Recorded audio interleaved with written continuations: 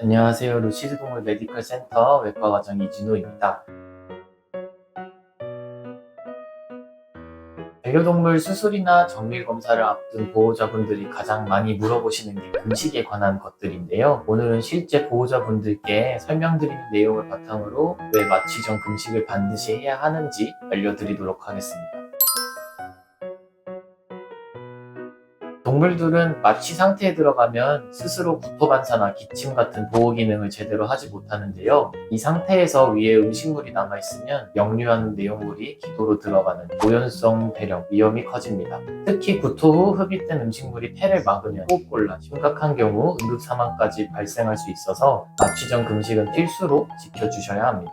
그럼 건강검진 전에 5시간 정도 금식하라는 안내를 받아보신 적이 있으실 텐데요. 건강검진은 마취를 하지 않는데 왜 금식을 해야 할까요? 그 이유는 음식을 먹으면 심장 수치 등이 정확하게 측정이 되지 않을 수 있습니다. 특히 사람처럼 똑같이 혈액검사 했을 때 이런 여러 가지 수치들이 변동이 있을 수 있고 복부 초음파를 볼 때 위나 장의 음식물로 인해 정확하게 평가하기 어렵기 때문입니다. 다만 건강검진은 마취를 하지 않기 때문에 물은 마시고 내원해 주셔도 괜찮습니다. 보호자님들께 보내드리는 주의사항을 토대로 설명을 드리겠습니다. 건강검진은 내원시간 기준 5시간 전부터 금식시켜야 하며 물은 자유롭게 먹여주셔도 괜찮습니다. 수술은 내원시간 기준 8시간 전부터 금식, 5시간 전부터는 물도 금수시키셔야 합니다. MRI와 CT 검사 전도 수술과 같은데요. 8시간 전에 금식, 5시간 전에 금수 시켜주시면 될 것 같습니다. 만약 반려동물이 기저질환이나 약을 복용 중이라면 조금씩 달라질 수 있는데요. 심장약처럼 중단하면 위험한 약은 금식 중에도 복용시켜야 하고 소염제나 진통제처럼 위장장애 우려가 있는 약은 잠시 중단하기도 합니다.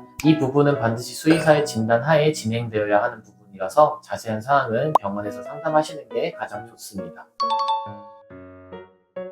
음식을 먹었다면 절대 바로 마취에 들어가면 안 됩니다. 병원의 음식 섭취 시간과 종류를 꼭 알려주셔야 하고 상황에 따라 일정 변경이 필요할 수 있습니다. 만약 응급수술처럼 시간이 중요한 경우에는 미세척이나 항구토제 조치를 하고 마취를 진행할 수도 있지만 자연 공복 상태에서 마취가 이루어지는 것이 가장 좋습니다. 때문에 금식, 금수 시간에 아이가 음식물을 섭취했다면 곧바로 병원에 알려주시기 바랍니다.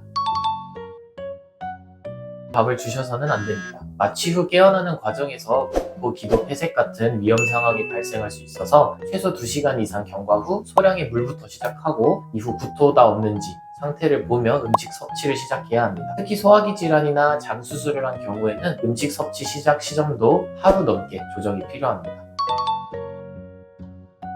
드물지만 금식 중 위산 과다로 역류성 구토를 하는 경우가 있는데요. 위험이 있거나 스트레스에 민감한 동물에게 이런 증상이 나타나기도 합니다. 이런 경우 마취 전 보호 위장약을 처방받아 미리 대비하는 방법도 있습니다. 저희 루시드 동물 메디컬 센터는 마취의 안정성을 중요시하기 때문에 간단한 수술이라도 엄격한 마취 프로토콜을 지킵니다. 마취 모니터링을 전담으로 하는 수의사가 동행해 장기 점검부터 수술 시 바이탈 반응을 기록하고 마취 후 깨어나는 과정에서 발생할 수 있는 위험 상황을 대비하기 위해 환자가 완전히 깨어날 때까지 1대1로 케어합니다. 안전을 최우선으로 두는 진료를 하고 있어서 마취가 걱정되시는 보호자분들이 안심하고 맡길 수 있는 병원 중 하나라고 말씀드릴 수 있을 것 같습니다.